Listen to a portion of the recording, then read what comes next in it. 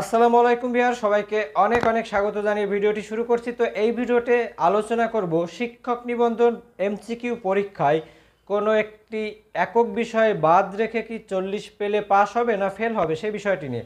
তো আপনারা অনেকেই কমেন্ট করেছেন, জানতে চেয়েছেন যে স্যার আমি তো ম্যাথে খুব দুর্বল, আমি ম্যাথ পারি না, তো আমি ম্যাথ ছাড়াই যদি 40টা অন্য পাশে সঠিক করতে পারি তাহলে কি আমার ম্যাথের জন্য ফেল হবে? বা অনেকে বলছেন যে স্যার আমি ইংলিশ মোটেই পারি না, তো আমি যদি ইংলিশ একটাও না দেখিয়ে অন্যগুলো থেকে 40টা মার্ক পেয়ে যাই তাহলে কি আমি পাস করব বা ফেল করব? তো তাদের জন্য বলছি। তো দেখুন, এখানে কিন্তু 40 নাম্বার পেলে পাস এবং প্রতিটা ভুল উত্তরের জন্য 0.25 মার্ক কাটা যাবে, অর্থাৎ 4টা ভুলের জন্য একটা মার্ক কাটা যাবে।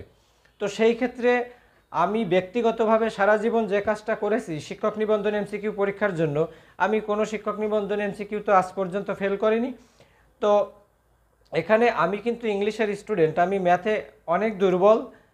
তো আমি বরাবরই কিন্তু টোটালি ম্যাথ করি না। এখন করি না বলতে কিছু ম্যাথ আছে যে একেবারে যে কেউ পারবে, যে আপনার 100% শিওর হয়ে যাবেন। তো যারা ম্যাথে দুর্বল আমি মনে করব তারা ম্যাথ ছাড়া বাকি পাশ থেকে যদি 40টা কারেক্ট করতে পারে, 40-এর বেশি কারেক্ট করতে পারে, ম্যাথ দাগানোর দরকার নাই। আবার যারা ইংলিশে দুর্বল তারা যদি বিশেষ করে ম্যাথে, সাধারণ জ্ঞান এবং বাংলা বিষয়ে যদি 45-46টা বা 50টা দাগাইতে পারেন তো তারা ওই অপশনটা বাদ দিবেন। তো এমন কোনো নিয়ম নেই যে আপনাকে ইংলিশ দাগাতেই হবে, ম্যাথ দাগাতেই হবে। যে কোনো একটি বিষয় টোটালি আপনি টাচ না করলেও আপনার ফেল হবে না। যদি আপনি অন্য 3 সাইড থেকে যদি আপনার 40 মার্ক হয় তো এখানে 40-এ পাস। তারপরে আবার আগে যেখানে নেগেটিভ মার্ক ছিল দুটোর জন্য 1 মার্ক কাটা যেত, এবার সেখানে 4টার জন্য 1 মার্ক কাটা যাবে। পরীক্ষাটা নিঃসন্দেহে অনেক সহজ হয়েছে।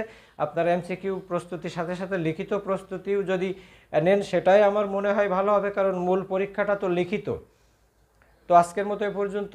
আরও তথ্য জানার থাকলে কমেন্ট করবেন, ভিডিওটি ভালো লাগলে একটি লাইক দিবেন। ধন্যবাদ।